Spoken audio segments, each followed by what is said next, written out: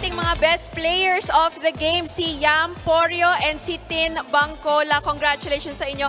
Unahin muna kita, Yam. This was a bounce back game para sa inyo. Gaano ka-motivated yung team para makuha itong panalo na to ngayon? Like, kung motivation lang po, grabe, sobra po yung motivation po talaga namin. Talagang ginugol talaga namin yung oras namin para mag-training, para po maka-bounce back nga po sa aming pagkatalo against the AFP. Tin, mga gusto mong batiin at pasalamatan? Ayaw nga pa, binabati ko po yung unit kung saan ako na-assign ngayon, kay Police Brigadier General Abrenica, kay Ma'am Admo, kay Ma'am Dayan, sa mga striker namin, si Kuya Bon Jigs, sa family ko po sa Mati from Davao Oriental, kay Mama, kay Papa, sa lahat po na sumusuporta sa AFP at sa UNTV Volleyball League. Thank you po.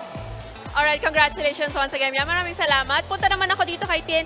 10-3-0 set agad ang pinakita nyo dito for your bounce back game. Anong masasabi mo sa pinakita ng team nyo ngayong araw?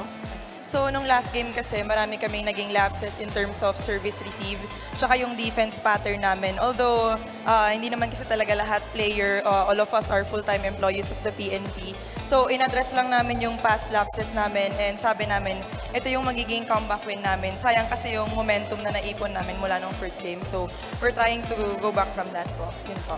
Mga gusto mong batiin at pasalamatan? Binabati ko po pala lahat ng supporters ng Philippine National Police, pati yung mga kasama ko sa office dyan sa Camp Crame, Base Police Section, Headquarters Support Service, yung family ko po at yung mga supporters po namin dyan. Thank you po sa inyong lahat, pati po sa UNTV Volleyball League.